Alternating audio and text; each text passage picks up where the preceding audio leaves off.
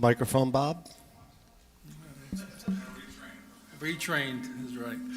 Good afternoon to the people that are here and the people that are watching us online. I'm call the October 18th, 2024 board meeting to order.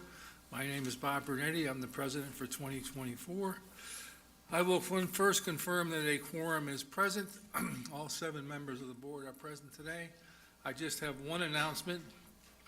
Due to several resignations, the Government Affairs Committee no longer has enough members to constitute a quorum, so the Government Affairs Committee will not be meeting for the rest of the year. They have, in fact, completed their business in any event, so there will be no more meetings of the Government Affairs simply because they don't have enough members right now. I'll then go to the minutes of the September 18th board meeting. I'll entertain a motion. So, second? Second. Yeah, motion by Mr. Schneider, second by Mr. Rinkart. Any corrections, deletions, additions? Hearing none, all in favor of approving the minutes? 7-0. 6. I was not here. I'm sorry, 6-0. Mr. Roman was not present at that meeting. Next matter on the agenda is the POA lots. There are 84 lots owned by the POA that could be voted in the board election, and I'll entertain a motion on those lots. Bob, I'll move that POA will forego voting any of the lots for purposes of the upcoming POA board election here in 2024. Is there a second? Second. Motion by Mr. Braddock, second by Mr. Arguelles. Any discussion? Being no discussion, all in favor of that motion, which is to not vote the POA lots, which has not been done in the last 15 years, to my knowledge. All in favor? Motion passes 7-0. I hope that satisfies our critics on Nextdoor, who again were misinformed as to the correct information. Next on the docket is the Tanasi Contract, and actually I'll turn that over to Chet to present the Tanasi Contract. So, yeah, we're going to walk through what the Tanasi Contract is, and Marty, you can chime in here if there's something you want to give some additional information on. We wanted to give you some visuals of what's coming, and so these particular items are going to be there: separate golf and dining, golf professionals office, adequate golf cart storage, which is a key thing, flex space for future growth, and increased parking. This is the diagram of what it is going to look like. It's not exactly the final one because we're still waiting for the civil to do it, but it is as close as it needs to be. You won't see anything new or unusual based on this. There is one of the things that is a marvel to me is going from 127 parking places to 220, I think. 27? Yeah, 227 parking places. So definitely broadening of people's ability to park. And we're going to have lots of room inside. I marvel, I was making a comment earlier today about the old Tanasi having 6 bar spaces and the new Tanasi having 40. So it'll be really good to see the difference here. And this is the interior layout as it will be built. There have been some comments about the flex space and why we have it or didn't remove that. If you look at that side where the golf building is, all of that space is necessary to be able to store underneath it all of the golf carts that we have at Tanasi. And so the reasoning was not so much to have the flex space above, is that it would be wasted space because we have to have the space below. So that's why it's listed as flex space, and we're not sure exactly how that will be used at the end. There's discussion about putting in golf simulators, but that's a timeless teleco proposition, not necessarily what the POA has in mind. I'll just add that Yeah, please. that building did shrink from the original design, and so right now the size of that's basically determined by the cart storage needed underneath. So, like Chet said, that's why the the flex space is still there and the space for the potential golf simulators would be, but that's driven by the size of the cart storage area needed below. Correct. A couple things that are always important, and the things that I'm talking about have been the key asks of the community in terms of rebuilding Tanasi. The kitchen area is now being built out to be able to serve upwards of 300 people. And we actually have seating in there, outside and inside. If we were to utilize all the seating that we have, we could pretty much seat 300 people. And so I think that will make a great difference in terms of service as well as the functionality for the community. Have lots of outdoor seating, and ultimately we will have, I think everybody will be very, very pleased with the utilization of this particular amenity. The So I separating. know, I just go back to that, I just want to make one point clear too, and I know I think you said it in the town hall, but this diagram shows a fireplace on the exterior. As of now, that's not in there. That is correct. Yeah, so. Yeah, the fireplace is not in. I know Timeless Teleco, when we talked to them, made some mention that, some people may want to donate towards that. And if that happens, then we can always add it, Correct. or that we will add it. We but will add it, yeah. Unless that happens, it will not be there. That's correct. Also, this gives you a little better idea of the dynamics of the building as well. One thing that has changed in the exterior, that this exterior shows, if you look at the top picture, it shows this large wall. It looks like there's doors there, but it's not. It's just concrete. But that wall is now about the height of where the lights are. It is not this huge 12-foot wall, and it stays pretty small all the way around the railing there and back. And that was one of the advantages of moving the building 10 feet forward, as we got rid of all that concrete. Anything else on that, Marty? Okay.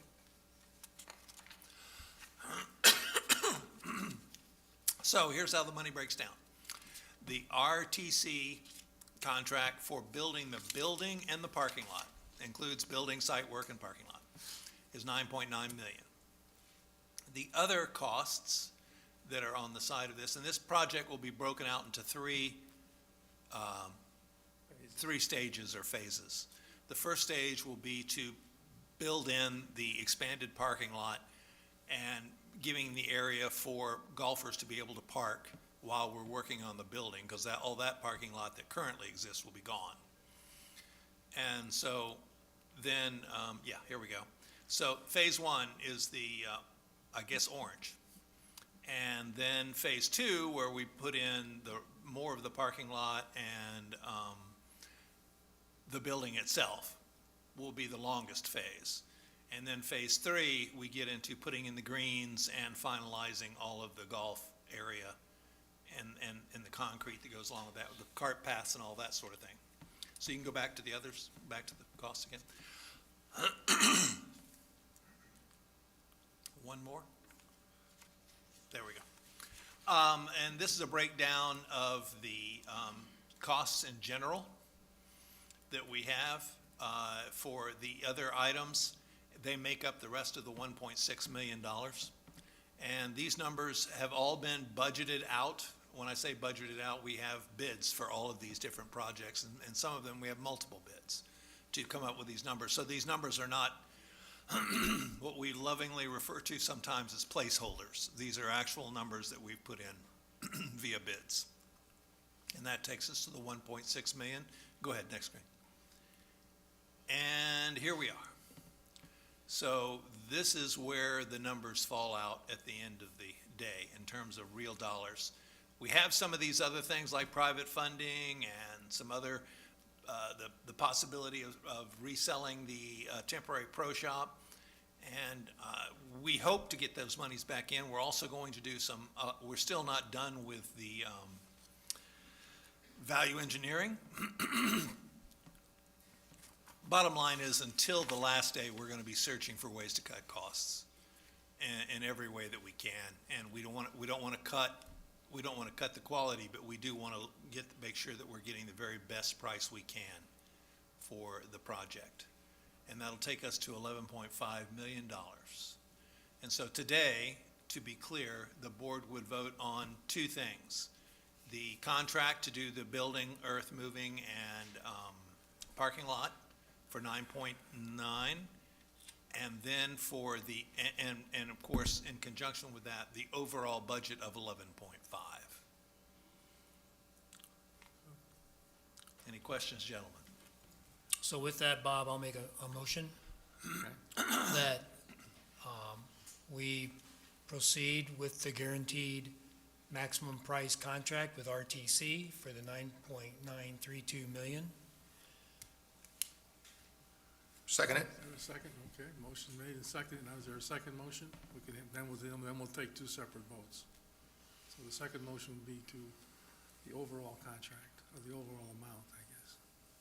I'll make the second motion for the overall contract of $11.5 million. Okay, is there a second to that motion? I'll second that one, too. All right, motion by Mr. Groman, second by Mr. Schneider.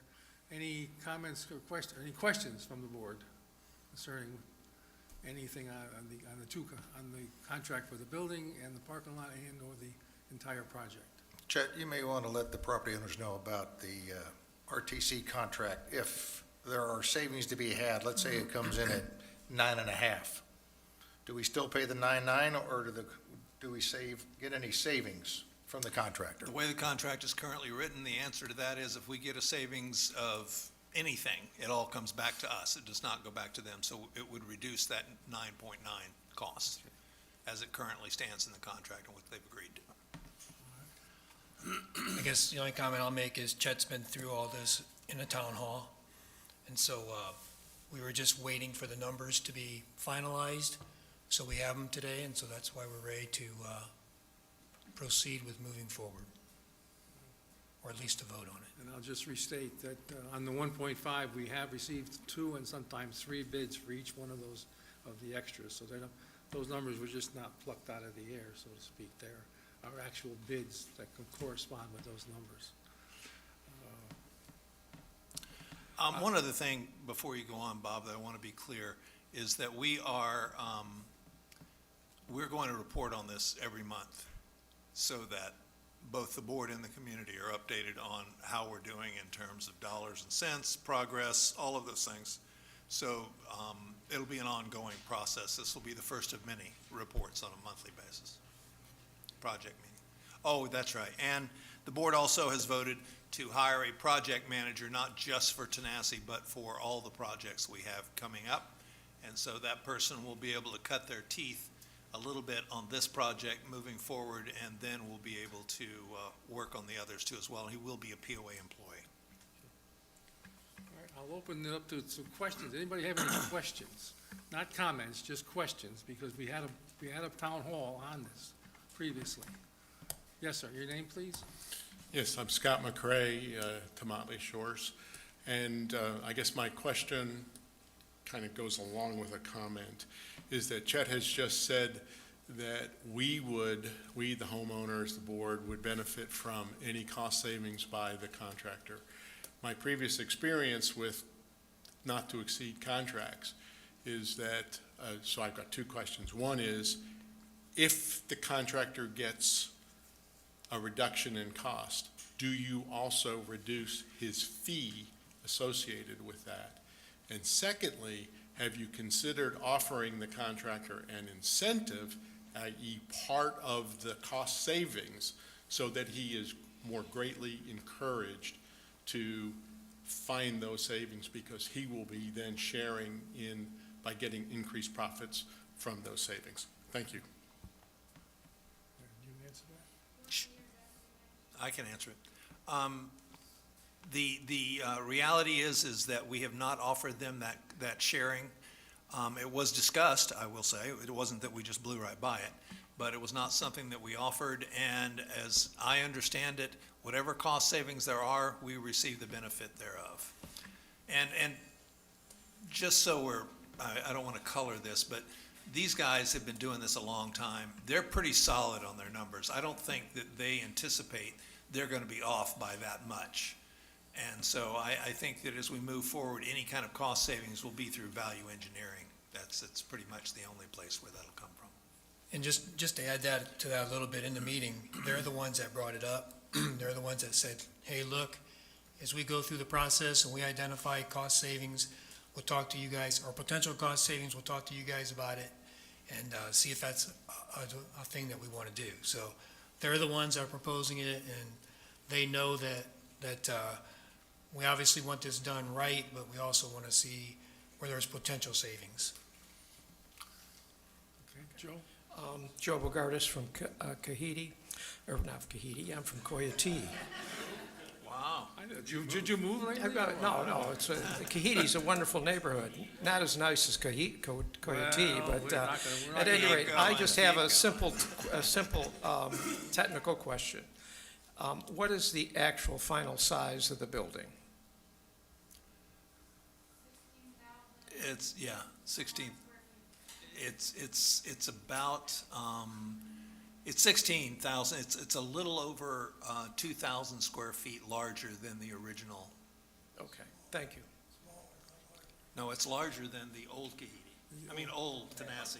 Man, I got Kahiti on the brain now. Thank you, Joe. Anyway. Couple of questions.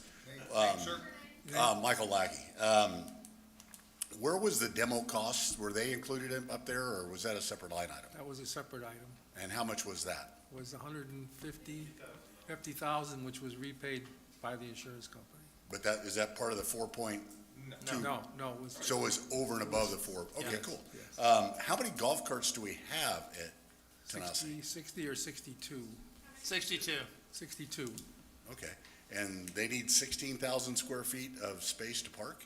No, that's, the cart shed the cart barn is only under the pro shop building, the building on the right. The entire building is 16,000 square feet, not the golf. Including the cart barn? Yeah. Okay. Because the earlier slide that you showed a much smaller scale Tanasi building than the 16,000. No, the original building we were building was On your, 22,000. the one at the town hall, was how big was the original Tanasi? The original Tanasi was 14,000 square feet, Okay, including 'cause- the cart barn. Including the cart barn, and this is 16,000 including the cart barn? Okay. Yes, sir. I got some bad information then, I just wanted to check. Yeah. No, no worries. Okay, hearing no other, the first motion is to approve the Tanasi contract with RTC. It's a guaranteed minimum price contract of 9.932667.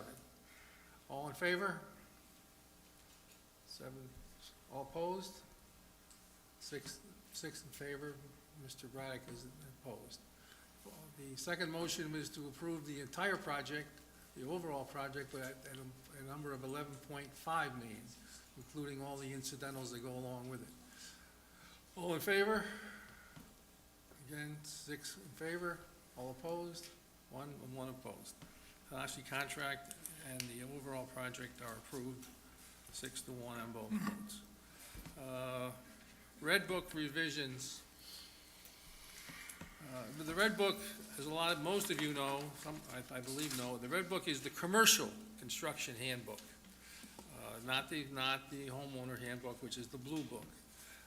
As part of the project, this actually goes to this project, the exterior lighting section of the Red Book needs to be revised.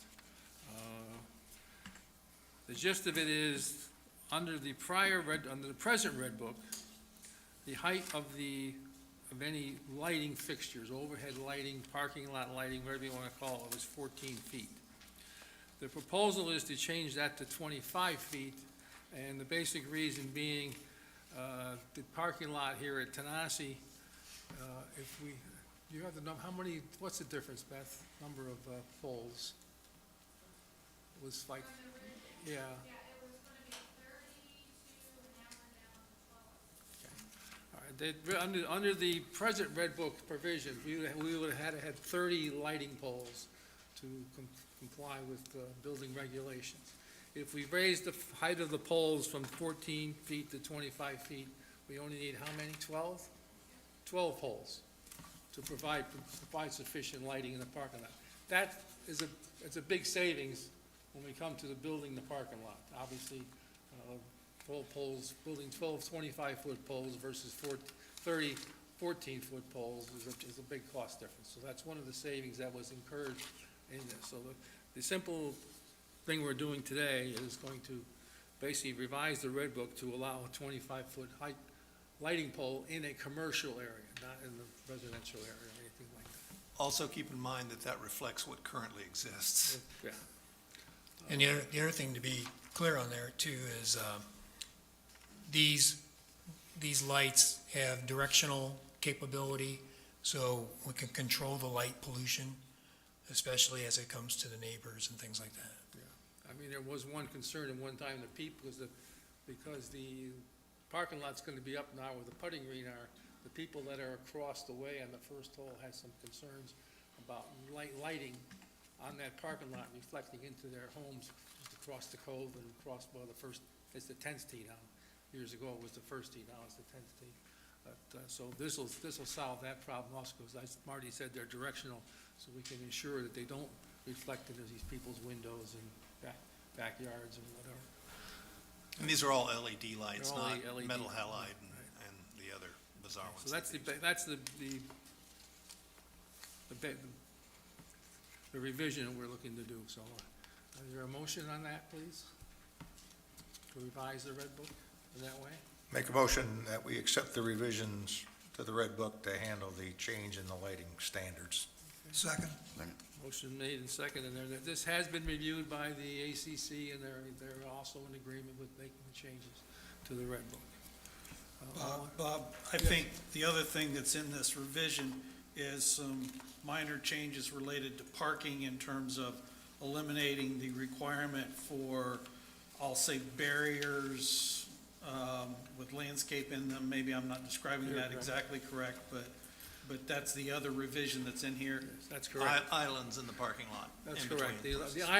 islands in the parking lot where we would have trees, that's also a present requirement to have an island. The islands, you've all seen them in parking lots where you drive up to an island, there's trees, et cetera. One, by changing that, one, we get more parking spaces. Two, you don't have the problem with the trees that grow in these islands, roots tearing up the parking lot or the cement or whatever you have there. So there's a practical purpose besides just eliminating islands. You get one, more parking, and two, you don't have the root problem, I guess you'd have in other places. So that's the second revision to this. And this would apply not just to Tanasi, but any other applicable situation within the village, albeit those will probably be minimal. Right. But this is a uniform standard. Right, for commercial areas. Okay, is there a motion? Or- Oh, I'm sorry, motion was made and second. Any further discussion? Seems to be, all right, all in favor? Vote 7-0, thank you. I go back to my list. The CEO report is next. Okey-dokey. Well, part of my CEO report. I'm sorry. Yes, sir. Sorry, again, Scott McCrae. I'm not trying to be a pain, but I want to go back one step to the Tanasi vote. When you called the vote for the motion was a guaranteed maximum price. When you called the vote, you said a 9.9 guaranteed minimum price. Oh, did I say And that? you did. And just in case someone is watching this and calls you on it later, I would request that you clarify that so that your statement in calling for the vote actually matches the motion that was actually presented. And again, sorry to be a pain. That's okay, no, and- thank you very much. Thanks for guaranteed, the motion was on the guaranteed maximum price with RTC of 9.932. All right, so the minutes should reflect, that's the guaranteed maximum price, not minimum price. I misspoke, and I admit that. All right, thank you, sir. Thanks for catching that. And the CEO report then. Okay, part of my report was on the,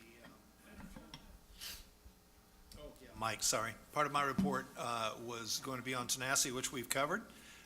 The other thing that I wanted to talk about is that we are moving ahead on all these projects, and because we are moving ahead on all these projects, I've brought somebody else with me today to the mic to help us talk about that. Matt, if you want to talk about your stuff, and then I'll come back to me.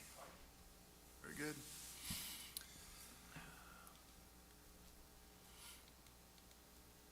There. Okay, so I wanted to provide an update on water meter installations and the inflow and infiltration issue. So water meter installations in 2024, if you're recalling what brought us here, we have mechanical water meters that wear out. They have an approximate life cycle of 8 to 10 years. And I want to make clear, and I know this issue comes up in my office probably on a weekly basis. Make no mistake, aged mechanical meters always underread consumption. They never overread. There's an impeller in there. As the impeller deteriorates, it will read less water than more. So in that instance, that's part of the reason why you've got to change these things out. Manual read meters are simply inefficient. Okay, there's a difference between mechanical and manual read. I'm talking now about the process of recording the consumption. We have a great meter reader now. He's very deliberate, very methodical, and great with the residents. Still, manual read meters lend to process inaccuracies. And by that I mean simply, it's possible for somebody to write down the wrong number. It's possible for somebody to write down the number correctly and have somebody at billing see it differently. So they're just process inaccuracies that occur. So in combination, this water meter installation process in 2024 is to deal with our meters that are both mechanical and manually read. This project set out to address manual readers, most of which are mechanical and reaching the end of their useful life, and replace them with digital meters that have a 20-year life that are also drive-by meters. So no more opening up the lid, looking down, writing down a number on a piece of paper. You simply drive by. The benefit of these meters is if you miss the read, it tells you. You don't go all the way back, hand in all your readings, upload them, and then realize, whoops, I got to come back, I missed one. It's going to tell you at the moment I didn't catch it. These meters practically eliminate those process inaccuracies that I was talking about. The funding request for the meters in 2024 awarded about 1,453 meters. This is approximately 90% of the manual mechanical meters in the main village. To date, approximately 750 of the 1,453 meters have been installed. So this installation process is twofold. The physical meter is changed out. It's probably a 15 to 20 minute process, even walking from mailbox to mailbox, essentially. Then the meter ID sort of has to be told who it is. You've got a meter ID that is unique to the meter. Then you've got an address, and then you got a customer number. You have to tell the meter within the meter billing process what address and what account are you attached to. So it's a two-step process. We target 20 to 30 physical meter change out per day, and we can stay on that. Generally, the weather can interfere, but as of 2024, that really hasn't been an issue. The problem we run into is the crew that installs meters is also the crew responding to water and sewer leaks. So the good news is we're fixing more sewer leaks ourselves than water and sewer leaks than we probably ever have before. The bad news is leaks delay the meter change outs. The original intent was to complete the process by October 31st. We're not going to hit that goal. I've adjusted it to December the 31st. The end goal with replacing meters is accuracy. Accuracy in consumption and accuracy in process. I don't think anyone would dispute if I use the water, I don't mind paying for it. Well, the most accurate device I can put in there is a digital meter. So before you move to I&I, Matt, can you sketch out first quarter, first half next year, where you're headed with the remainder part of the main village? Because this doesn't change out all of the main villages, as I understand it. It does not. So I'm thinking off the top of my head, I don't have it in front of me, but in round numbers, we're talking about a request for 750 additional meters next year. 200 of them continue with the manual read that are also mechanical. We do have versions of mechanical meters that are in the ground that are also drive-by. But it doesn't matter that they're drive-by, you still deal with the issue of a mechanical meter has about an 8 to 10 year life. So when I put together my 5-year CIP, I'm making sure that all the mechanical meters are on a 8 to 10 year replacement change out. So next year, 750 is taking on all the ones that get you to within 10 years, then I'm getting to 9 years, then I'm getting to 8 years, and then we're probably going to be in a position where most of them are digital at that point, and I just need to do another evaluation at that point. So we're not done. We got another big batch of it, but the load next year will be approximately half of what we're doing this year. And the expectation is the digital meters that are being put in now will have a double useful life compared to the previous meters? Correct. Yep, a digital meter is estimated 20-year lifespan. A mechanical meter is 8 to 10, and I think 10's really pushing it. 8's comfortable. Thank you. Hey, Matt, on those digital, are they, they're powered by what, battery? Correct. And the batteries have to ever be changed? The way we're using them, so some of these digital meters, you can get so specific with them in other cities where I've worked, where you can practically tell a customer, looks like you got up and used the restroom at about 2 a.m. and your toilet flange never closed. Under those circumstances, it's always pinging. It's constantly sending information if you're going to get to that granular level of data. Really, at this point, when the bulk of the battery load is just as you're driving by telling the software, this was my consumption. The good news about these are they give you about a 6-month heads up that you're going to run out of battery, but the way we're using them, it should not run out of battery as quickly as the constant ping that some people rely on. But it'll tell you well in advance, your battery's getting low. Okay. And then in terms of Kahiti, just so they don't feel left out, what's the approach down there? Because we have a different type of meter that had been, I'll say in the last 3 years or so installed.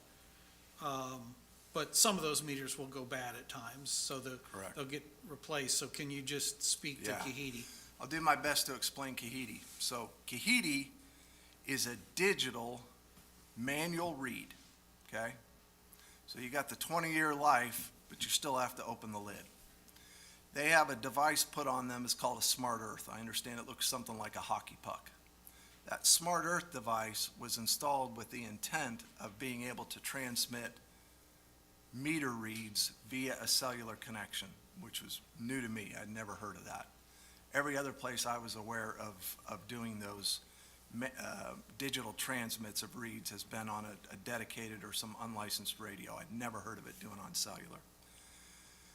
Two things have happened. Smart Earth is no longer in business.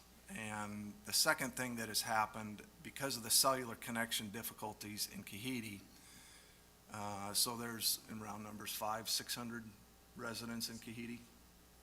600 homes. 600 homes, that's what, yeah, 600 homes. About half to 2/3 transmit a month, okay? And it's not the same one. Some make it, some are regulars, some come, some go. So they receive it in utility billing, and then the meter reader receives a report that says, here's all the ones that didn't transmit on the day. And then they become a manual read. So they are digital meters, and as you said, they're about 3 years old. It's a 20-year meter. It's just that because of Smart Earth and the uncertainty of what's going to transmit any given month, you've got a half to 2/3, so 600 to, a half to 2/3 that transmit, so 300 to 150 every month that have to be manually read. So I'm reluctant at this point, given the fact that you've got a 20-year meter that's 3 years old, there isn't a circumstance where you don't have a meter reader. I mean, invariably, you got people who have questions about their water bill, they got questions about their consumption, they believe they have a leak, all that kind of stuff. At this point, if I got to the point where all of the meters in the main village were drive-by, I'm remarkably more efficient. I have to have a meter reader anyway. The issue of reading 150 to 300 in Kahidi every month is not my biggest problem at this point. So I'm not of the opinion, I'm not making a recommendation, and I don't think I will, because the fix to it is to pull out a meter that really you can't put it somewhere else. There's no point in doing that. I don't want a manual read meter in Kahidi any more than I do in the main village.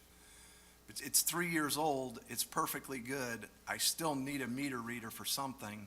I can live with what doesn't transmit in Kahidi. Plus, the cost benefit of it isn't gonna get you there. I don't have efficiency savings as a result of it, and the meter is gonna be no better than the one that's in the ground. So it's not a perfect situation, but at this point, like I said, I kind of deduce it to not my biggest problem in the world. But if there's a new home built in Kahidi, you would put in the new type of digital? Oh, going forward, they're getting the new stuff, yeah. Got it. Absolutely, it will be drive-by.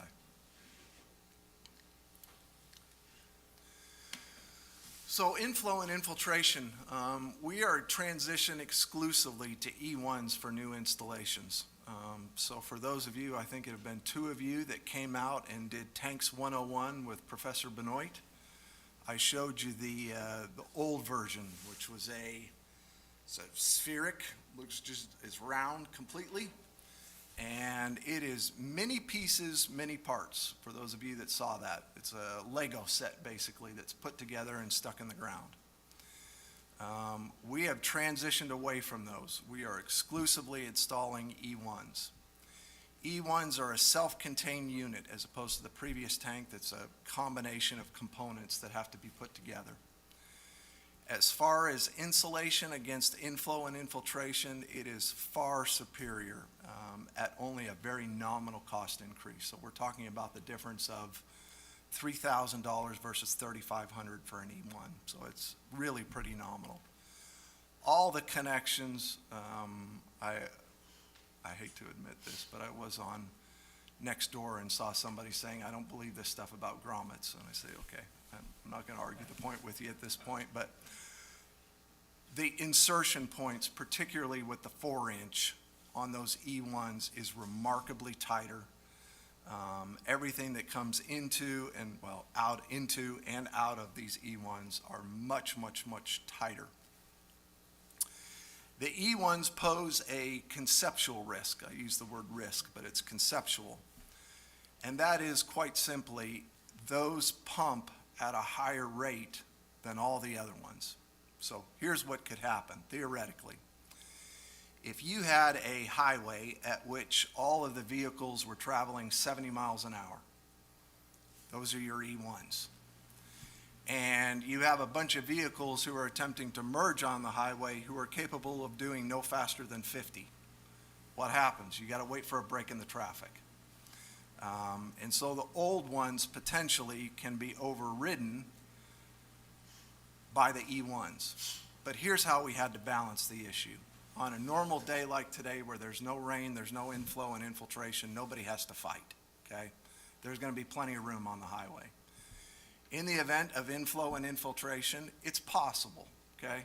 It's conceivable that a old tank may end up taking on some storage capacity while waiting to get on the highway. We did a thorough vetting with PSAC and the vendor, and we've sort of concluded the math is right, the science is right, the engineering is right. Could it pose a problem? Maybe. But we kind of judged, given the inflow and infiltration benefits, it's best to make the transition at this point. And if we realize we got a problem, easy enough to stop. But you're not going to know but for the number of wet weather events in a day, 12, or in a year, 12 or 15, you're just simply not going to know.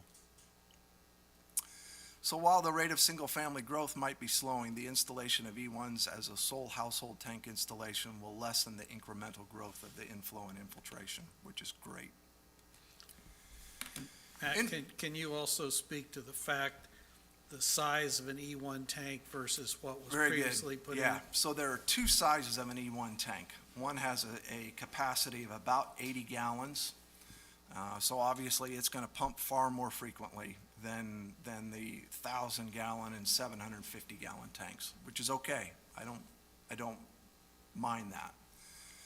That particular one, we generally have fewer in inventory, but what it is really, really, really handy for, just about every house where a tank is installed in Mialakwa, you are hammering rock, and not an insignificant amount.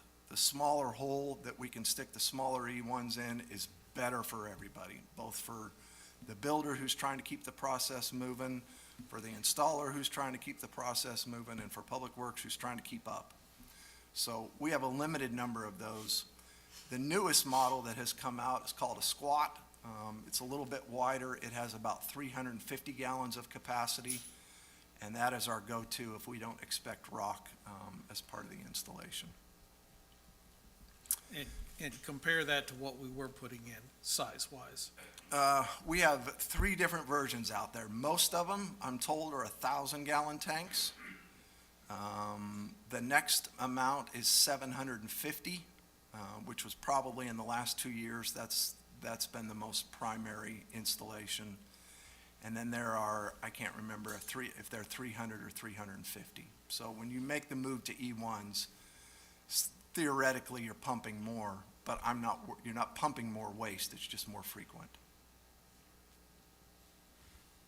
A question back to the previous slide about this potential risk.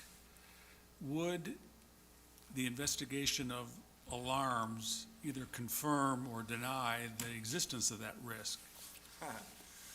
I'm going to talk about that here in a second, but I think here's what I would tell you.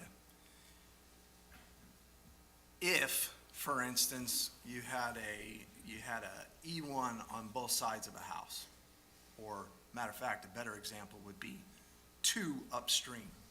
So the 2 upstream are going to get in faster than the conventional or the old style. Really, what you're probably going to find is that if it's a 1,000-gallon tank, that tank generally pumps at about 60%. So at 600, it turns on and out it pushes. So the first way is something we'll never know. It'll simply take on the other 400 gallons, and maybe it gets on the highway before it ever even overflows. If it does get to the point where that float that kicks on the pump, then yes, theoretically, you're going to start seeing alarms. If it's a really significant wet weather day, and we do have inflow and infiltration, you could go from 600 to 1,000. The float may come up and stick, and before the alarm even has a chance to go off, there may be overflow in the yard. I think that is a least likely outcome, but that's the way you're going to know. But the E1s are going to be pumping the neighboring E1s are going to be pumping for a much shorter duration Correct, than the old style. correct, So, correct. It's going to take a critical mass yeah. of E1s to ever really know definitively, is that tank's failure to pump a direct result of the E1s? And the answer is you're probably not going to know, and the fact that there's 40% storage in there is like, it may work out. I may never know. Right, and if there's no infiltration into the new E1s, then they're not pumping more during wet weather events theoretically. Theoretically, yes. Now, if there was a break in the 4-inch Yeah. connection, then yes, it can still take, Right. it isn't going to stop that. But yes, you're right. I think you're seeing it right. Matt, the larger tanks, typically, if we look at larger things, they're 1,000-gallon tank, and a lot of our base people only use, with non-irrigation, 2,000 gallons a month.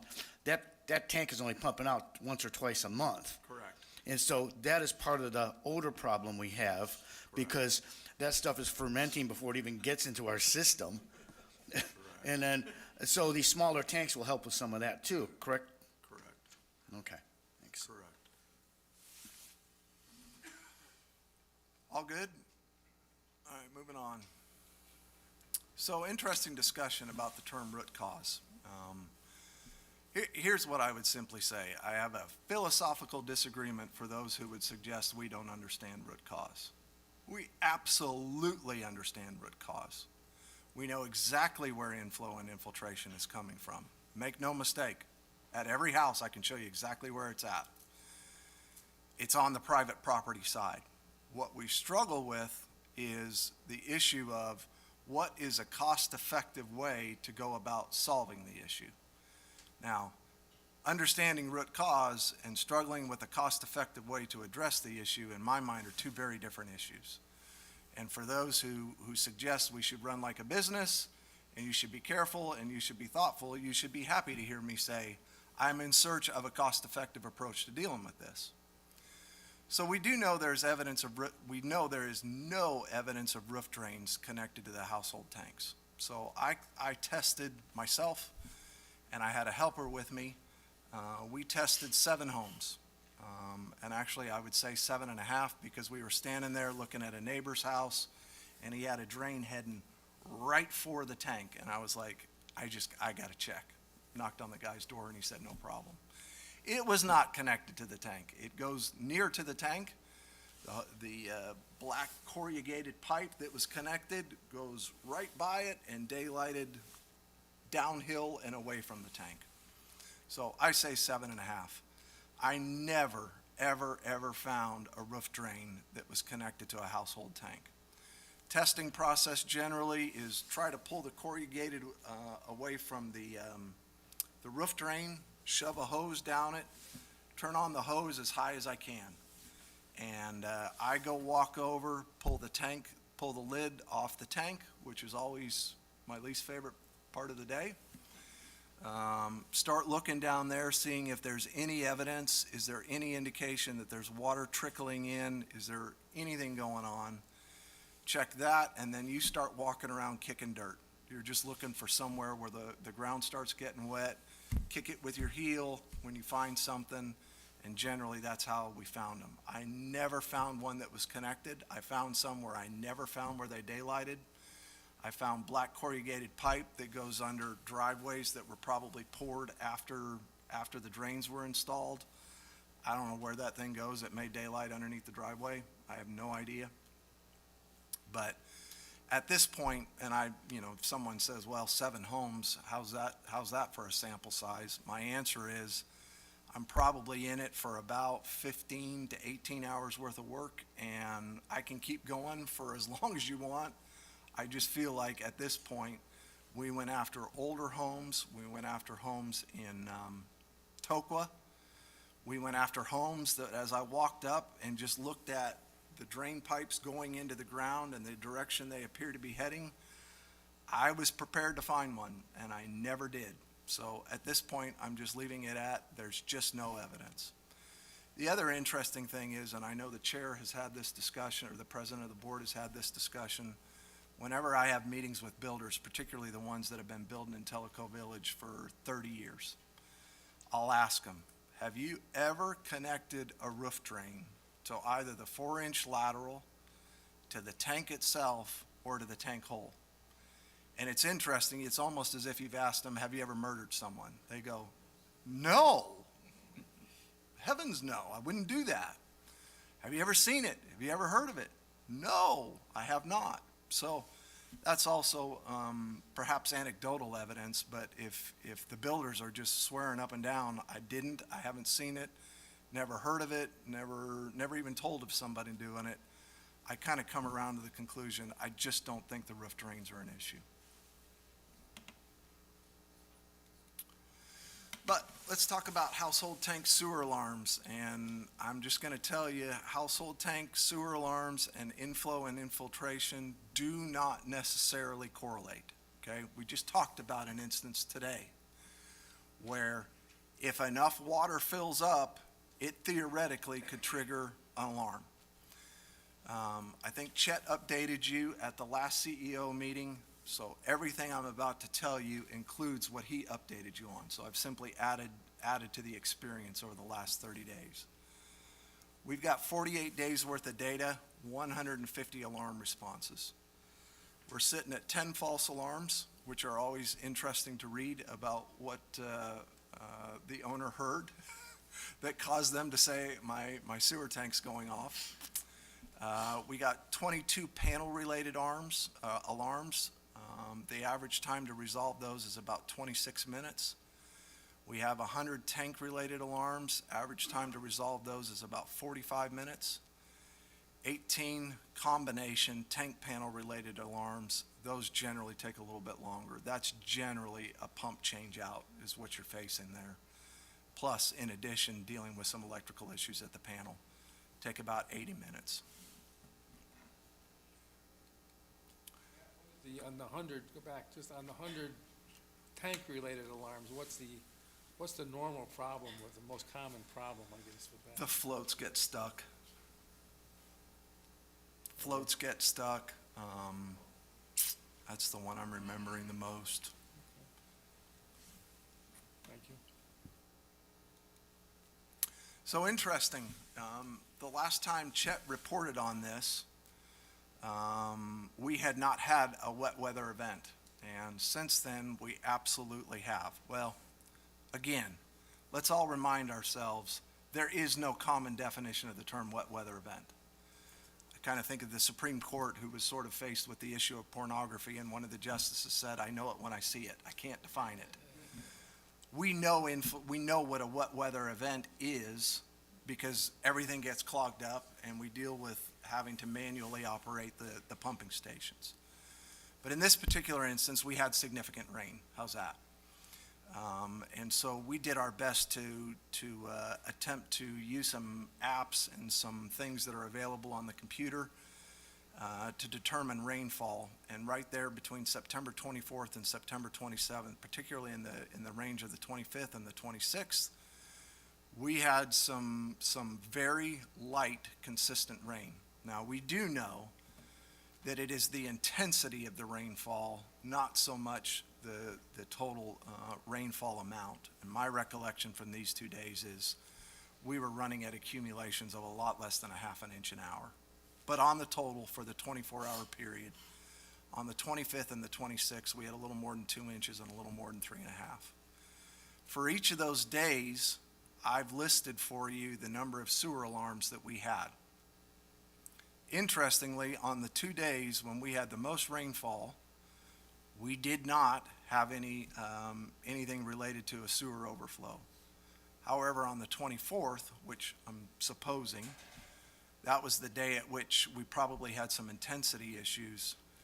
We had an overflow at the Kahiti pump station.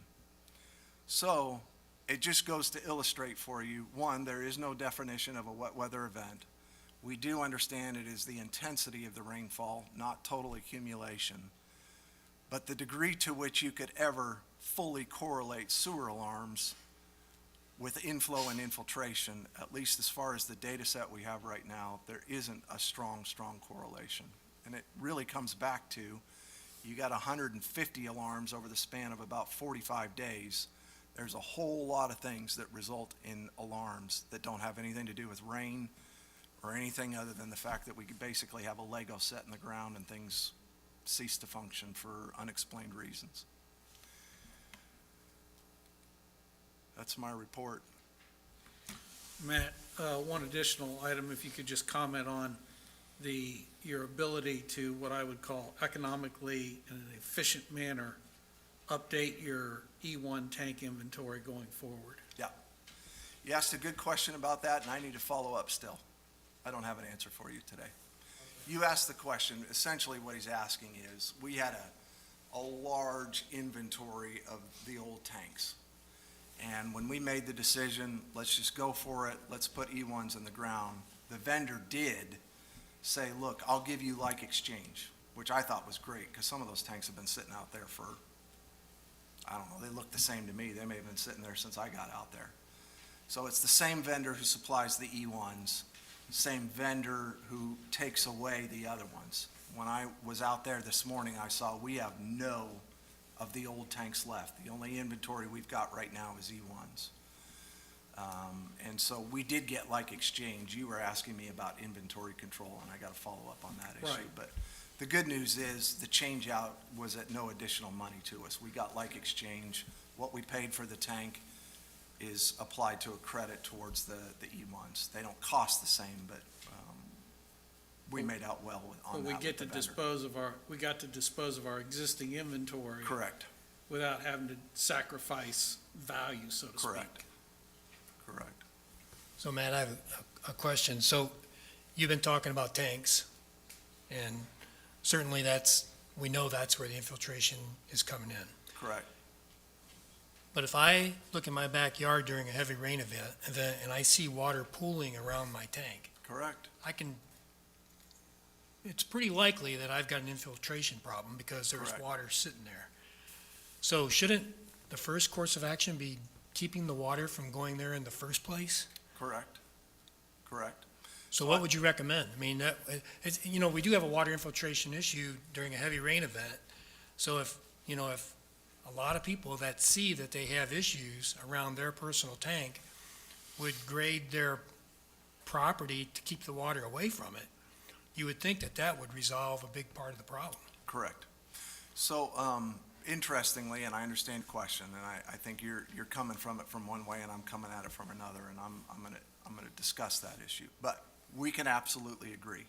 You can keep the water away from the tank, you lessen the likelihood of inflow and infiltration. And all yards in Tellico Village, they drain. I don't, maybe there's a flat lot in Tellico Village, I haven't seen it. They all drain, and invariably, if it's draining one way or another, either from the street to the front of the house, if the tank's in the front of the house, it's in danger. If it's in the back of the house, same issue. So I think you're asking one issue, and I'm simply going to answer you by this. I believe it was my August CEO report that I submitted to the board. I gave you a long list of options. Here's all the things that I feel like we can do. I know Chet and I are happy to take whatever direction you have on that issue. But within that, I pointed out a couple of central things, and we're talking about the issue now of being mindful of don't outspend your problem. So the first issue is we have no metering internal to the system. The implication to that is you can spend a lot of money and a whole lot of time attempting to remediate your inflow and infiltration issues, and guess what? Other than field experience, what we encounter during a wet weather event, you're never going to know how much did I solve, okay? The second issue would be, and this is maybe the point where you and I deviate, you got that issue of a tank warranty, okay, which is a hazy thing in my mind. But there is an implication that that tank has a warranty to it, and what might be going wrong with it is an obligation of the POA. Another way to look at it, which is where I think you're coming from, and if you're not, tell me, is it should be an obligation of the homeowner. That issue to me is something that I'm happy to accept direction from the board, Chet, whoever. I mean, that's not an issue that I intend to weigh in on, other than to say, I see it as a hazy, difficult one to discern. Now, on the issue of whether you make the determination, this is an obligation of the POA. Then its staff and its labor, and it's slow. Everything we've talked about with inflow and infiltration, mitigation, you can't do it quickly, you can't do it fast, and I can't automate it. It's staff out in the field making determinations. I see where the water is running. If you're going to mitigate it here, it's this solution. And my belief is just about every piece of property in Tellico Village is unto its own. It's like a person. It will need its own remediation. If you're talking about it's appropriate to give direction to the property owner, ask them to do it, tell them to do it, whatever you want, that's fine too. That does not require staff. The efficacy of that exercise, I don't know. Again, you don't have metering internal to the system, and if you tell property owners to do it, I don't know what the enforcement is. I don't know how that kind of stuff works, but that is an issue that I'm happy to take direction on. Well, I'm sorry. One more thing. I feel very comfortable. You and I agree, and I think we all understand, it's keeping water away from the tank. How best do you affect that change is an issue for. I personally think initially that ought to be the approach. Let people know that, hey, if you see water around your tank, you've got a drainage problem. You, the property owner, does. That shouldn't be on the POA to fix that.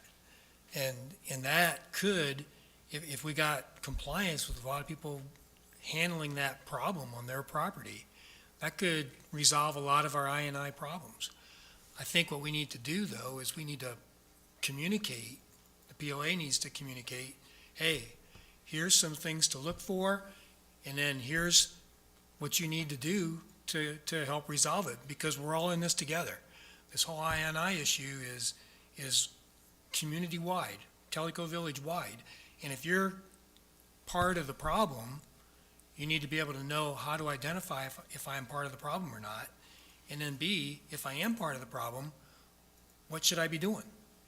It shouldn't, in my mind, it shouldn't be totally on the POA. We can go back and say, okay, it's the tank, but if water's getting to the tank in the first place, then that should be an issue that the property owner looks at, my opinion. And in the Blue Book, any type of drainage like that, you're supposed to have a drainage engineer looking at it. You don't want your neighbor taking the water and putting it into your other neighbor's yard, making it their problem.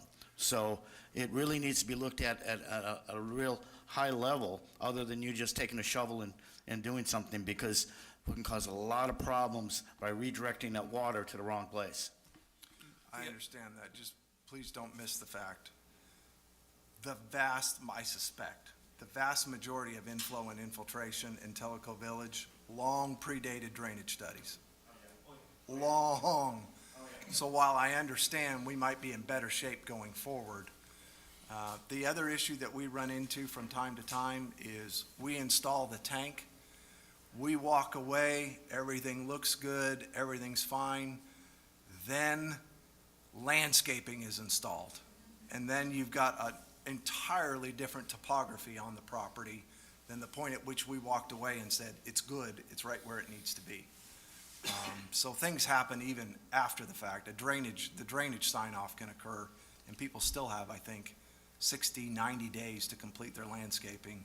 And we know sometimes when the landscaping's being done, because we end up fixing the sewer extension from the tank to the main because it got cut, and there we are. So I'm agreeing with everything. Philosophically, I'm agreeing with everything that's being said.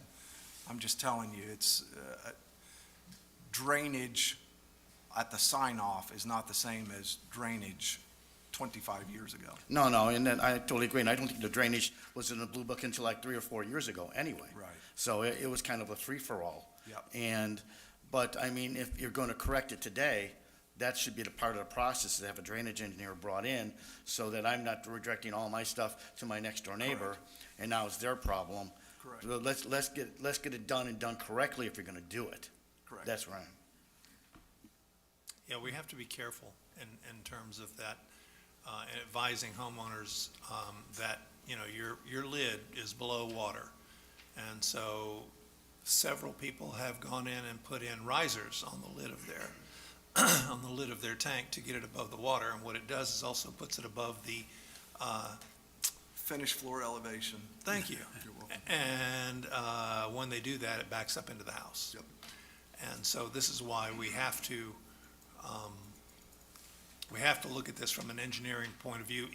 And to your point, Matt, each home is different. There are some homes where, if you go over into Chattooga, where I originally lived before I moved to my new house, there were homes that had their tanks in between the two homes, and it was a good foot in the ground. I mean, it was a water puddle every time it rained. You couldn't tell there was a tank there. It was buried in water. And so, that's got to have a problem. Right.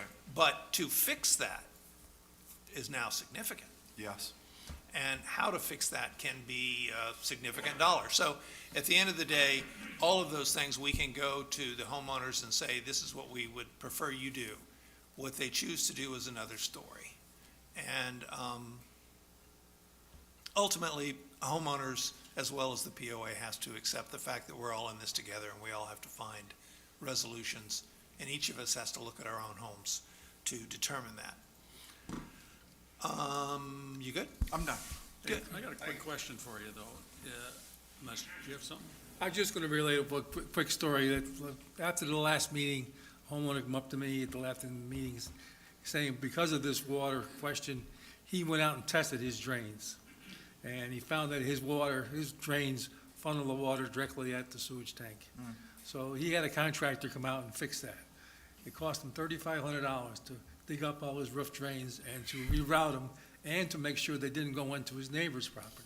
So it's not a cheap fix for the homeowner, and there's a lot of homeowners that might be that much money. I don't know if that's the average, or that was just his house, I don't know. But, so, the homeowner's gonna have to take some responsibility, especially if the landscaper altered the direction or whatever, when they put the landscaping in. So it's not an easy fix, but it's not a cheap fix either. No. Either way. And like that, each house is different. I had a drainage issue in my house. I had to dig up my patio. It cost me $20,000 to fix a drainage issue. So it can be significant for the homeowners. John? Different subject. Food service? No.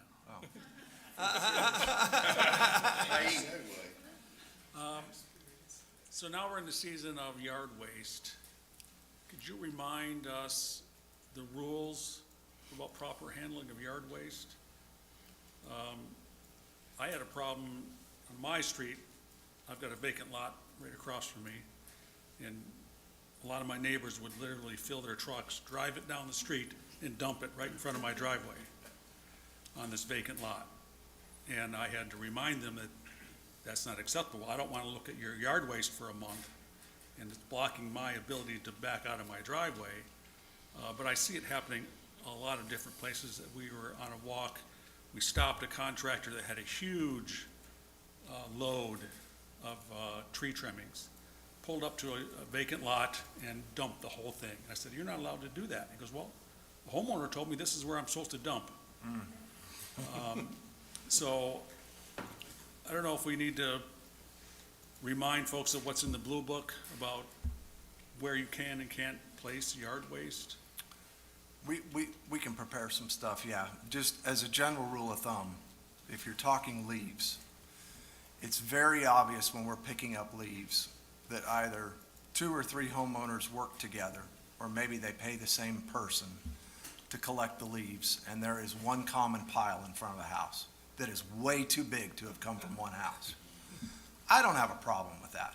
That is not that big of an issue to me. The only time we really have a problem is, please keep it out of the ditch. If those leaves end up in the ditch, we get some water, we got culverts blocked, all that kind of stuff. I don't care how big the pile is, keep it out of the ditch. And Regrettably, that's where most people put I all their know. limbs and their leaves, is I in know. the ditch. Please keep it out of the ditch. And I don't care if people work together, it's not that big a deal to me. And as for the issue of throw it onto a vacant lot, please no. It's not a good idea. No. I guess you better put something together that we can put in the telegram to that effect. A notice to go in the telegram about disposal of leaves, branches, brush, Yeah, I mean, you et could cetera. just point them to whatever the verbiage is in the Blue Book. 'Cause if I recall correctly, contractors are not supposed to be dumping yard waste either. No, they're not. They're supposed to take it, right? But, I mean, it happens constantly.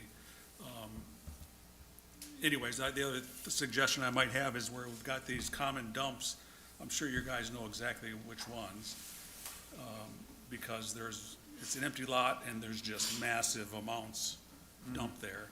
Maybe the next time you pick it up at this vacant lot, you put a little sign, say, "We will no longer pick up yard waste at this location." Okay, I don't know, but. okay. Good enough. I guess the other helpful reminder, which was in one of the more recent telegrams, is particularly this time of year, 2 separate piles, one for brush, one for leaves. Well, I was about to ask Matt to clarify, we're not doing brush this winter. Yeah, we are not doing brush during leaves collection. Right. But once we do resume brush service, please keep them segregated, because effectively, in the main village, we're going to 2 separate places for disposal. If a load gets mixed in the main village, it's a lot longer disposal time than if we can keep them segregated.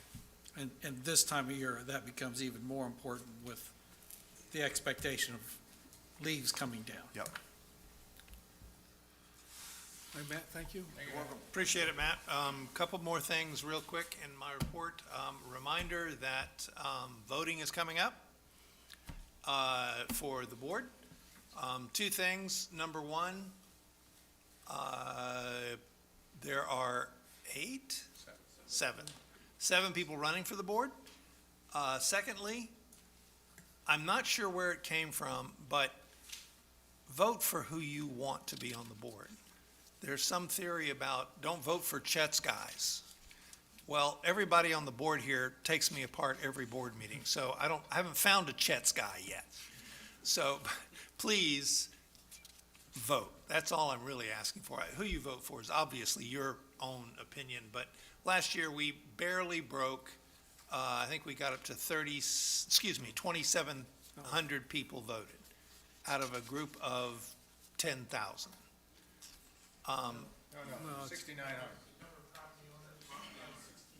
6,900 property, well, it's one vote per house, you're right, 6,900. So around 2,600 out of the 6,900 voted. It would be great to see a lot more people get out and vote for no other reason than voicing your opinion. And this is your opportunity to do it. We try and make it as simple as possible, voting online. But I'll throw this out again, just in case, if you're having problems voting online, please come to the office and we will help you get online and let you vote. There in Welcome our Center. office, we're happy to facilitate that. Welcome Center. Welcome Center? Yeah. Well, they come to me too, so, anyway, the Welcome Center is probably a much easier place, but also, if you come to our building, we won't turn you away, we'll take care of it. So, just those two little notices there as well. We're also coming into the year, I need to put in a plug for the October Community Festival, and it's gonna be a big event. All of you will get to take out your frustrations on the dunk tank, and I look forward to heckling you all. But anyway, no, it's going to be a lot of fun, and it's for an incredible cause. So please come out and participate in that as well. All right, it's yours, Bob. All right, the food service is up next.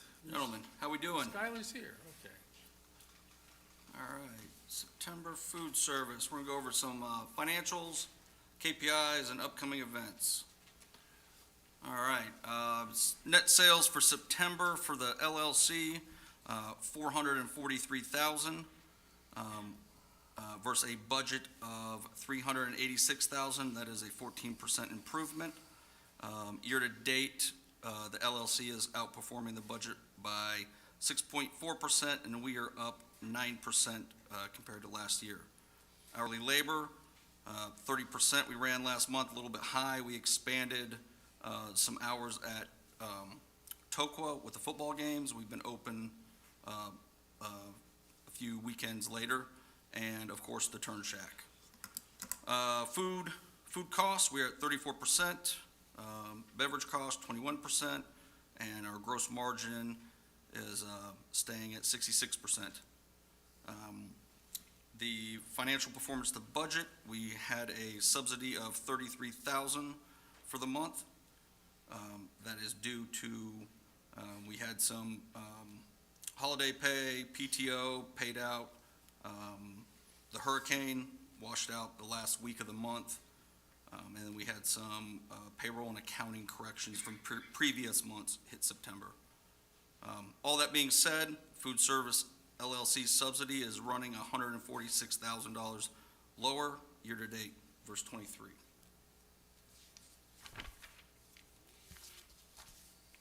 Okay. Yacht club sales, 200,000 for the month. Yacht club outperformed the budget by 12%. Year-to-date, we are down 0.08%. And the subsidy is at a 53% improvement versus 2023. It's $160,000 better than last year. Tokwa, they did $164,000 for September. They outperformed the budget by 13%. Year-to-date, they are outperforming the budget by 10.6%. and they have a surplus of $35,000 for the year, which is a 211% improvement versus 2023. Kahidi, $77,000 for the month, outperformed the budget by 26% in September. Year-to-date, they're outperforming the budget by 18%, and they are outperforming their subsidy by 22% versus last year. And I got a typo right there. The Kahidi, it says a $12,000 subsidy. It's supposed to be $1,290. There's extra zero in there. Okay. Combined Department 1680 together, the LLC outperformed the budget in September by 14%. Year-to-date, the LLC is outperforming the budget by 6.4%. And like I said, we are beating last year by 9%. Add Department 6080 together, the LLC and the Activity Center revenue outperformed the budget by 6.3% in September. Year-to-date, we outperformed the budget by 9.2%, and the subsidy has improved 27.7% year-to-date versus 2023, which is $163,000 better over prior year. One question on that, because last month you said it was 204,000 better than prior year, so we went backwards $41,000. Yep. What's the root cause? Like I said in the previous slide, it was the $33,000 subsidy we ran right there. You can see it right there with the restaurants, with some payroll hitting. We had some backdated bills hit in September, the rain, and utilities.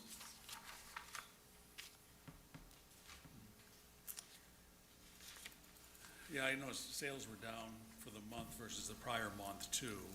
Yep. 8% or something. Yep. It's the rain, the last week, that last week when that hurricane hit, it was a washout. Yeah. Well, the only concerning part I saw was sales were down 8%, but payroll is actually up, and I'm assuming that's the payroll issues you talked about? Correct. Yes, sir. Okay. Question for Judy and for Chet. We combine food service with the activity center. Activity center, I believe, is more of like an administrative type cost center. It has nothing to do with serving food. Is that correct? It can.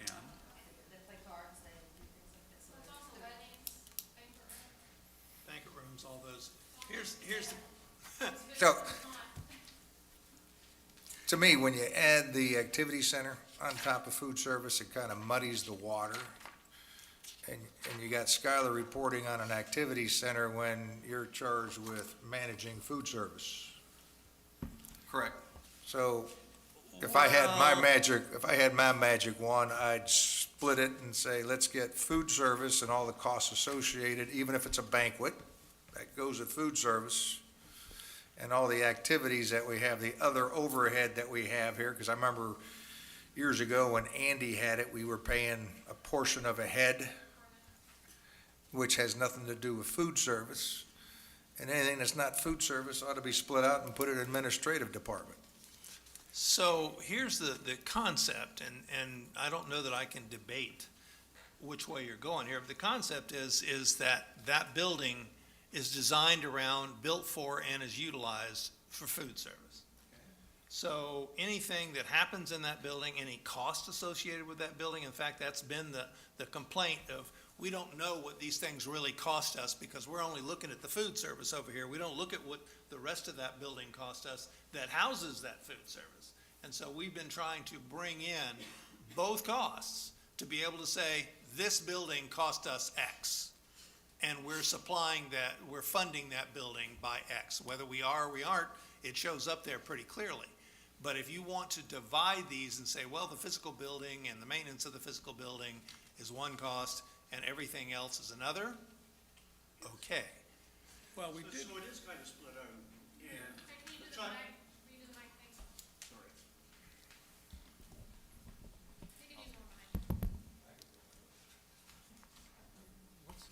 So I'm Tom McPhee, so I'm Chair of Food Services Advisory Committee. So the activity centers are two buildings. They're the Kahidi Community Center, which they do have, not weddings, but they do have banquets, birthday parties there, which is really the exception, and the lower floor and the upper floor of the yacht club. In the financials, Judy and her team split out the expenses, and per year, the combined expenses of those are about $140,000, right? Between the activities, pretty close yearly. I didn't bother to look up year to date, but it's about $140,000 a year. So it is pretty, somebody has to report it, and if you, to split it out, that's why Skylar does do the combined restaurants, and then he does the final that is combined. And the combined number, to John's point, is really the only number that is relevant between the last business model, because the, I can't read what he's got, it was last year, it was $626,000 that the POA subsidized. That number is actual dollars, nothing to do with AWE. So that's why we compare that one to the last one. So we kind of split out in the financials, but maybe not as clear as what would be.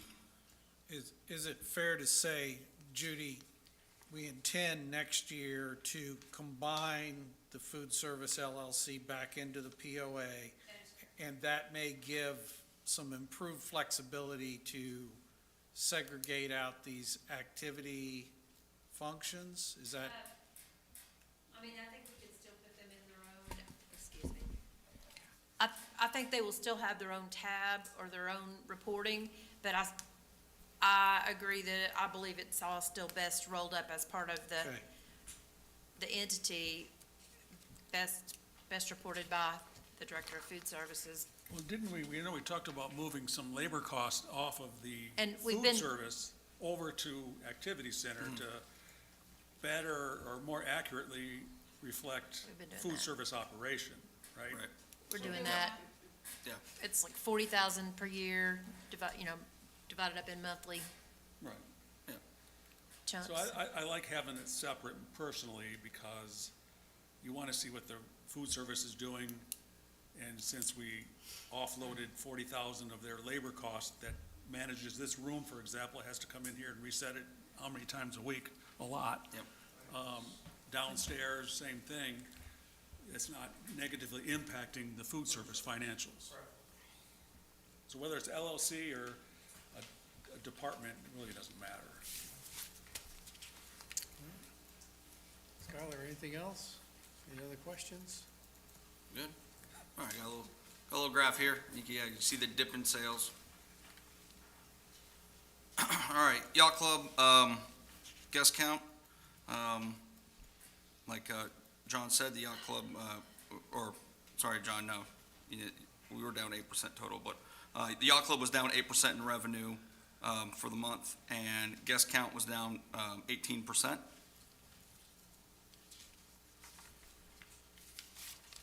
Tokwa, revenue down 10%, guest count down 13%.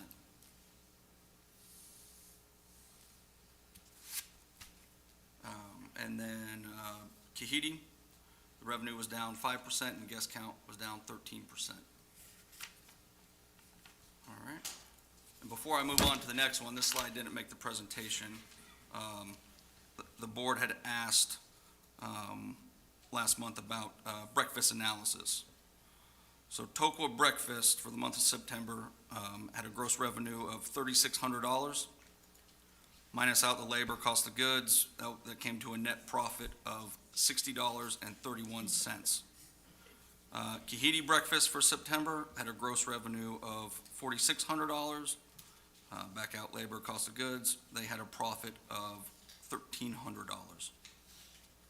The difference between them two, Tokwa does a cook-to-order everyday quick breakfast, and Kahidi does a grab-and-go breakfast. My recommendation, Kahidi continue as is, Tokwa adopt the grab-and-go menu during the week. and we will further evaluate revenue and guest count during breakfast. How is the brunch going here? Brunch is good. Yeah. Yeah, it's profitable. Here we go, we have some banquet and Toco Pavilion usage. Month of September, the pavilion brought in $10,000, had a guest count of 1,200. The Yacht Club banquet room brought in $31,000, had a guest count of 3,700 people. The Toco Turn Shack had a gross revenue of $1,100. Total labor cost, $2,100, and your cost of goods, $327, came out to a net profit of negative $1,300 for the month of September. My recommendation, close the Turn Shack in November 1, and reopen it in the spring. And we will investigate profitable manning options for the pavilion during the winter months to support putt-putt and the simulator events. Okay, upcoming events. We have the Jim Beam Bourbon Dinner here at the Yacht Club. Like Chet just said, we have the Fall Fest. The tickets for the food and beverage are for sale here at the Yacht Club downstairs. And we have the Thanksgiving brunch coming up at the Yacht Club, which by the time I get done with this presentation will be sold out, just FYI. Summary. September net sales outperformed the budget by 14%. The guest count and overall revenue affected by the hurricane, everything was down. The subsidy compared to September 2023 is $163,000 lower. Just went over the upcoming events. Breakfast at Tokwa, not profitable during the week. Kahiti is profitable as it stands. Thank you. Any further questions for?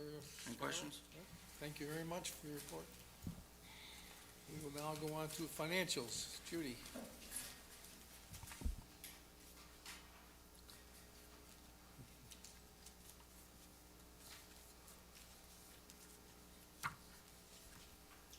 The highlight of the month. Okay.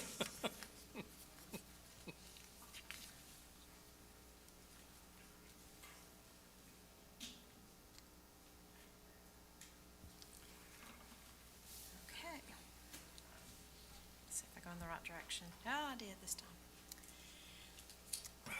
Okay. We'll start off with a look at our financial calendar, and all of the dates listed here have to do with our budget and our budget workshops. So starting next week on Monday, Tuesday, and Wednesday, we will have our FAC workshop review of all the departmental budgets right here in this room. That is closed to the public, but so that'll be the FAC and some of the board members just discussing the budget. November the 7th will be the meeting that is open to the public, so everybody who wants to hear about the budget, come in here and listen in. That will be on the morning of November the 7th from 9 to 12, and then the board approval of the budget is on November the 20th. Let's take a look at our balance sheet. Our cash and marketable securities are up by $6.8 million since December. The Tanasi insurance proceeds totaling $4.3 million are included in that reserve cash total. We are up $864,000 for the month of September. We continue to have a strong liquidity position. Looking at our total debt and liabilities, the total liabilities are $334,000 greater than December of '23. Our asset base, which is up by $6.9 million year-to-date, has increased quite a bit more than our liabilities. We have a good, strong balance sheet. Our debt-to-equity ratio remained at 19% this month, down from 23% at the end of 2023, reflecting continued debt reduction. By preserving our borrowing capacity, we're well-positioned to address our upcoming infrastructure projects and any other unforeseen challenges that we may face. Looking at our accounts receivable and our allowance for doubtful accounts over on the right-hand side at the top, the health of our accounts receivable remains strong. The ratio of our allowance to the AR balance held at 47% this month, improved from 59% at the end of 2023. Looking at some information on our suspended accounts, the balance due from suspended accounts is up slightly for the month from August to September, but is still down year over year. The current balance of $986,000 represents 53% of our current accounts receivable balance. Suspended accounts are those that are 90 days or more past due. Looking at our unearned revenue, it is $5.5 million as of the end of September. As we close the third quarter of the year, we see many of those early prepaid user fees transitioning to recognized revenue. Upfront payment from our residents has provided a significant cash boost to our a boost to our cash flow throughout much of the year. And you can see the composition of the balance on the slide. Utility assessments represent 52% of that current total. In summary, overall, the snapshot continues to show a healthy position for our liquidity, our accounts receivable, with controlled debt levels. And again, we have a very healthy balance sheet. Let's take a look at our cash position. You can see that we have $4.3 million in total for our Tanasi proceeds that we're holding, and our unrestricted reserves total $19.2 million. That's in addition to the $4.3 million for the Tanasi insurance proceeds. Taking a look at our long-term debt, these are listed in order of maturity. Looking down the details, I continue to focus on the CCI loan, which has a balloon payment of $2.9 million due in December of 2026, and the golf cart lease that expires in September of 26. The prime lending rate stands at 8%, and the long-term lending rate currently averages 6.84%. These are more in the 3% range right now, 3.25%. Looking at our consolidated P&L, our year-to-date revenue is better than budgeted expectations. Likewise, our cost of sales and operating expenses both continue to beat expectations. The other income down there, about 2/3 of the way down, is largely attributable to the receipt of our final Tanasi insurance payment of $1,776,000. Our net income on this slide, the 8904, includes the Tanasi insurance proceeds. Excluding those insurance proceeds, our net income is $7,129,000, which is 24% greater than the budget and provides a net surplus that is 19% above the budget. Looking at our revenue, our total revenue to date is $31 million, which is $746,000 better than budgeted expectations and 26% greater year over year. Obviously, the addition of our food service is the biggest driver of the variance for the year over year results. September results alone were 5% better than expected. Some departmental contributions. ACC revenue is $358,000 better than budget year to date, a significant 48% contributor to our revenue variance. There have been 142 new permits to date versus the budget of 133. We are 90% of the way to our budget target of 158 permits for the year. Golf revenue exceeded the budget by $242,000 year to date. Unlimited golf package revenue, which has been trailing the budget, now exceeds budget expectations for the year. Food service revenue is $221,000 better than the budget year to date. So like ACC, food service and golf successes are both contributing significantly to our revenue results year to date. Looking at our cost of sales, our variable costs were controlled on target with the budget and in line with revenue. And this can be seen by looking at our gross margin down there at the bottom on the, or kind of 2/3 down on the bottom on the right. We have an 82% actual gross margin versus 81% budgeted expectations. Looking at our operating expenses, again, notable year-over-year influence is our in-house management of food services. Wages are over budget, $439,000 year-to-date. 85% of that overage, or $372,000, is driven by food service, and this is primarily due to unbudgeted vacation pay, overtime, and the addition of some unbudgeted positions at Kahiti and Tokwa. It's important to note, too, that the POA is offering extended operating hours compared to what the vendor provided, which has also required additional staffing. Our gross margin, however, is $177,000 above the budget for food services, which offsets 48% of the total wage overrun, providing partial recovery of that overage. Benefits are over budget by 12%, and that's because we had some misses in the budget this year. A few of our benefits were not included in the budget. We are still under budget for personnel, marketing, and operating supplies.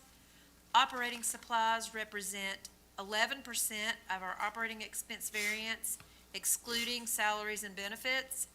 Drivers within this category are spread over several departments for small tools and equipment. Gas and diesel fuel expenses are also contributing to the variance, primarily in all of the departments of Public Works and some in golf maintenance as well. Maintenance, services, taxes, and insurance are under budget and could result in year-end savings. Maintenance expenses are $335,000 under budget year-to-date, which represents 32% of our operating expense variance, again excluding salaries and benefits. Emergency water maintenance expense contingencies have not been needed thus far, and sewer line maintenance and equipment maintenance funds also remain unspent. Services are $411,000 under budget year-to-date, and that represents 39% of our operating expense variance. This is driven almost entirely by water and sewer emergency contract labor that has not been needed to date.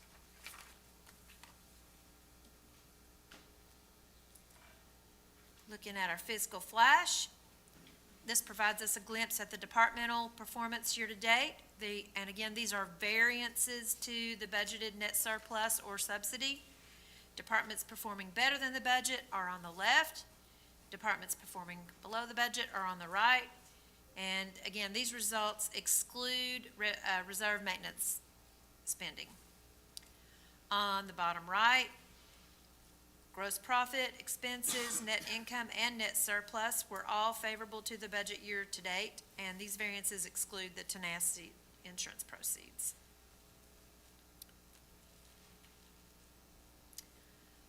Net subsidies, wrapping up our operational results, here's a look at our amenities that are being subsidized. These bar charts show the amounts subsidized year-to-date for Parks and Rec, golf, and food services. Total subsidies through September are $952,000, collectively better than budgeted expectations and year-over-year results. Parks and Rec received the Gold Star for beating both budget and 2023 results by the greatest margins. Golf is performing considerably better than the budget, but in line with the 2023 results. Food service has performed well against the 2023 subsidy level, which occurred when managed by our vendor, even though underperforming against the budget. Let's take a look at our reserve spending report. Total reserve spending budget, including the carryover from 23, is $9.6 million. Authorized spending on these projects to date is $3 million. Divisional spending is detailed up there and totals $2,827,000 to date. this report's getting a little tiny. Might be time to roll some up and maybe just show some highlights. The biggest projects upon which spending has been made today are the pavement preservation and street resurfacing, followed by water meters, sewer holding tank, the elevated water tank, and the sprinkler system at Chota. Continued progress on the Tanasi plan is also on the project list. Here's a look at our net surplus and subsidy by division, net of reserve spending. We have an operational surplus of $8.8 million to date, excluding the Tanasi insurance proceeds, minus our $2.8 million in reserve spending, leaves us with $6 million of surplus year to date. And we have two not really, we have one funding request, but the first one is sort of an honorable mention to let you know because it's a reserve spending budgeted item. The Toco Pavilion vinyl curtain enclosure, which had a budget of $120,000. A request was made for $27,500 for this project. They are going to, this is, I guess, a manual crank system out there as opposed to a motorized one, so the project cost is significantly less. And that one can fall under Chet's purview to approve. And then the second one we Judy, have. before you go on, why would you classify the Tocoa curtains as reserve spending? Well, it was in the budget for $120,000, and we ended up only using $27,500 of that Right, but- budgeted amount because then a different approach was taken. I mean, it's a capital expenditure, but not reserve spending. Okay, so here we go. We have never what's the word I'm looking for? Differentiated? I don't know. Thank Was you. it the word? It seemed like that Differentiated was the word. between capital and reserves. And when we look at how much money we set aside for reserves and capital, they all end up in the same pie. There's another reason. Does it cost more than $10,000? Well, in the case of reserves, it usually does it cost more than $50,000. And will it last longer than 3 years? Theoretically, they will last longer It's more than 3 years. Yeah. It would- So- More than $10,000 and last more than 3 years for Yeah. capital. For capital, excuse me, correct, for Maintenance. capital. And so and that's always been the designation. I don't really care where we put it, but that's been the way we have classified those items. I mean, I guess this was budgeted, but not reserved, just a, But Well, it's but- it's a capital item. right. But And it will be capitalized. It will go into CIP, and when it's But finished, this it'll makes it go sound into like it's fixed coming out of assets. our reserves that were designated based on our reserve study. No, it's It's a capital expense. a capital expense. so again, Expenditure. you're absolutely correct. But what do capital expenditures become? Reserve assets. And so when we designate money set aside, as an example, moving forward in our budget for 2025 and going forward, there are reserve items that are in that category, and there are capital items in that category, but they all foot to one bottom line. And that's the way, Yeah, and that's the way we've it's been taken the handled. approach, I mean, the general reserves can be used for new or, I mean, based on the reserve study, it's supposed to be for maintaining, repairing, and replacing existing assets, but we do not have a separate fund for new amenities, new assets. That is still within your purview as a board to approve spending on those projects.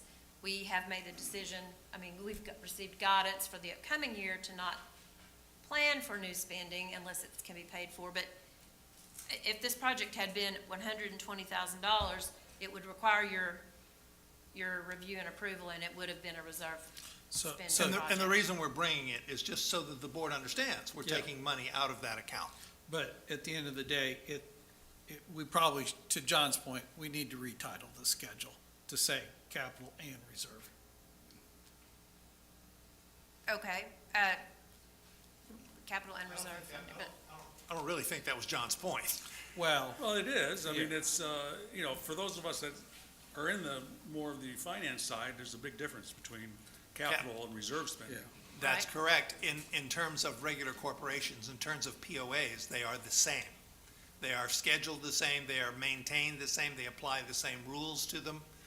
And the difference is that reserves are usually driven by what's in your reserve study or assets you already have on hand to manage. And capital is new or a new maintenance piece or replacement of equipment and that sort of thing. So, but again, everything that's in capital becomes a reserve asset, so. After the fact, but if it had been $120,000, we would have still been planning for it to come out of reserve. Pardon me. That would have been, bless you. It doesn't matter to me, it's a Yeah, name. yeah. You can put whatever you want to on it. It's coming out of the same, but in all POAs, that is how that particular process is managed. Whether we want to manage it different or not, that's up to the board. But that's the normal way it's handled. My question, I guess, is this the final number, 27.5? 27.5, that And is you're not the gonna amount come- of the request. You're not going And to, I was not made aware that there was going to be further costs associated with this. I I don't mean, is know that enough to enclose the entire, That's the amount of this Area? request. The curtains will enclose total code water. total outside Yes, The patio area? pavilion. That's only one component of the upgrades, though, of that $127,000. So there are other items. So you're going to be coming back for more money? Not associated with this particular Not request. for that, okay. Not for the that's- curtains. That's my question. They had the floors and heaters and different things, separate I know projects. Tom wants to My spend money. my understanding, as you referenced before, is the original thought behind this was it was going to be motorized. When the study was done, it was determined Not that a suitable option. could not be done. Correct. We didn't have the capability of putting motorized, sorry. We didn't have the capability of putting motorized. Wait till you get there, Jeff. After it was looked at, Mike, it was determined that a motorized component or system would not fit on the headers and give us adequate room to do what we needed to do as far as moving the curtains up and down. Hence the major difference in price. Quite a bit more expensive, yes, sir. Okay, and Okay. well, that one's going to be taken, that's just under Chet's purview. Yes. The second one? Public trucks. Works is asking for a couple of trucks, and I'm gonna let Mr. Matt talk about the trucks. Do y'all have any questions for me before I turn it over to him? Okay, all right, thank you. Thanks for your report. Thank you very much.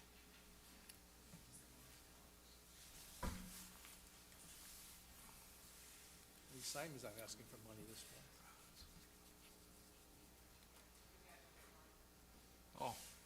Rats. Rats. So we are requesting one, what I call a mid-size truck. That would be in the Chevy Colorado, Ford Ranger size vehicle, and also a 1-ton diesel. Both of these vehicles are replacements for one. The 1-ton truck has already been sold. The mid-size truck is currently not functional. It's still at the Public Works yard. The process we went through is to call 3 different dealerships, and I think I provided for you about 6 different combinations of bids.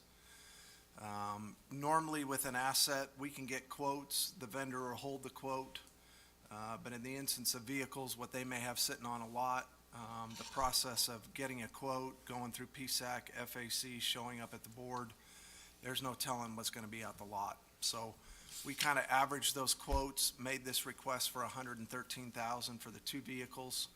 Our intent is to make, if you approve, kind of call the dealerships and say it's buy day and go with best value. We really would prefer not to order a vehicle. If we can get something that's on the lot that day, drive home with it, that's going to be our preference. If we end up having to order, it is what it is, but we would pay more to be able to drive away, but probably not significantly more. Just to clarify these 2 vehicles, the mid-size vehicle is something we use to gain a moderate amount of fuel efficiency when you're not carrying a whole lot of tools, if you need a shovel or something like that. It's a great vehicle to respond to customer inquiries, particularly, for instance, like a tank call where you're not showing up with a whole lot of stuff. The 1-ton vehicle, as I mentioned earlier, is kind of part of our water sewer leak response. We have one 1-ton gas vehicle in the fleet currently. So when we're dealing with a water or a sewer leak, there's typically two components that show up to that. It's the vac.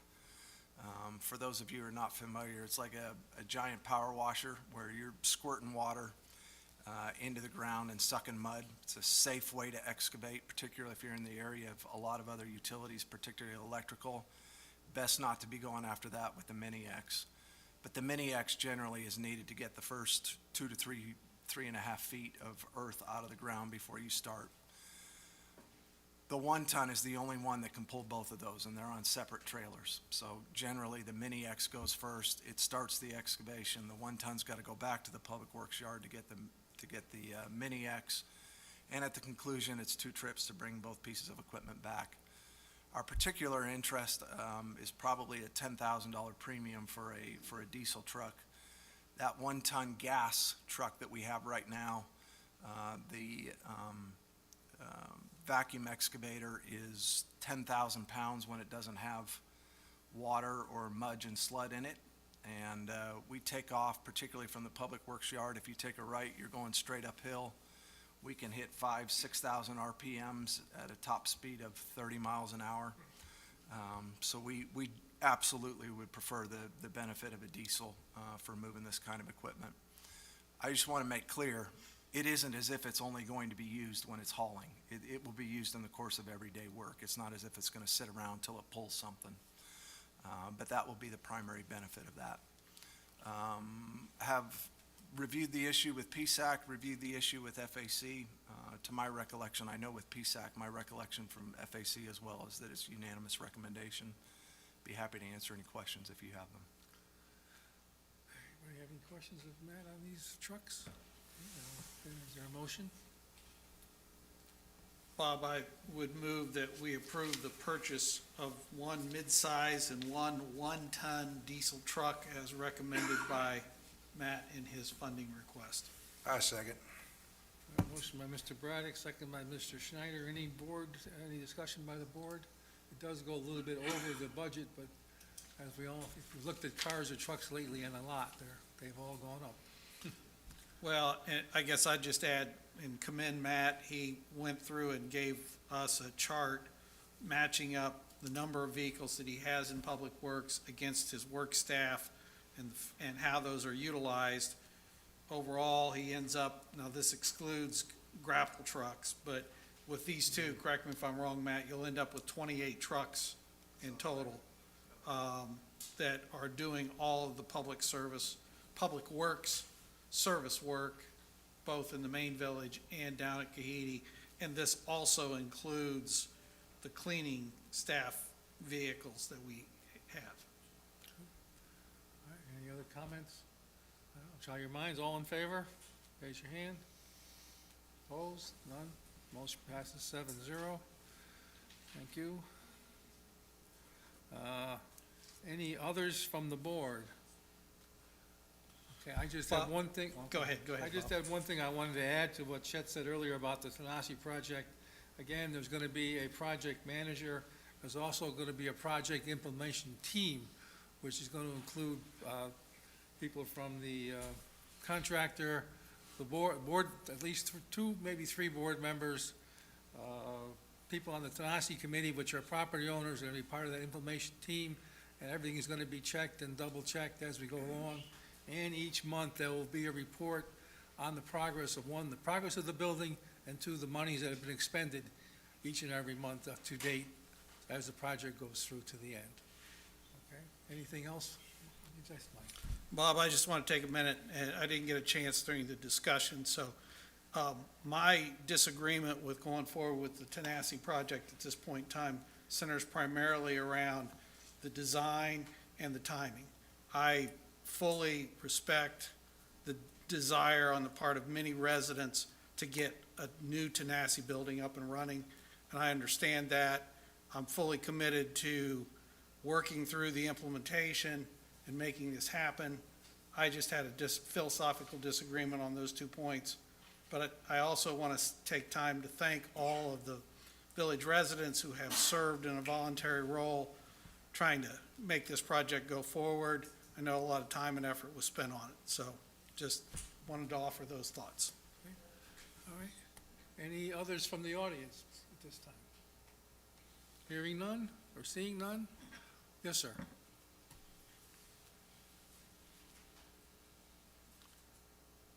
Just the left-hand button. That's it. There we You go. got it.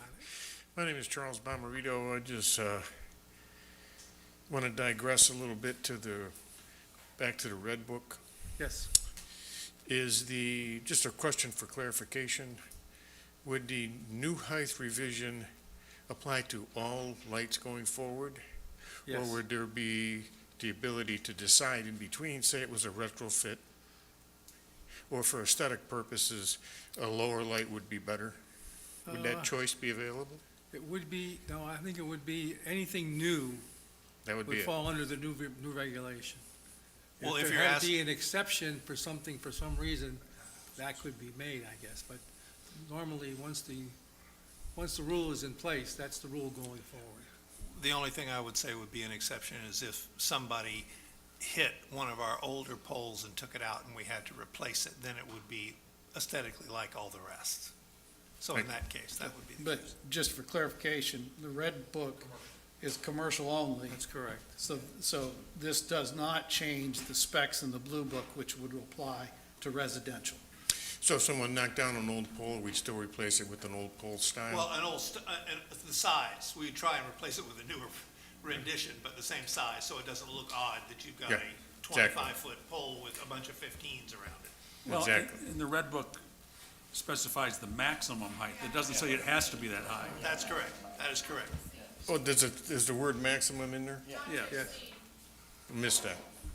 Thank you. I may not have said that. Thought I did. All right, there being nothing else, meeting is adjourned.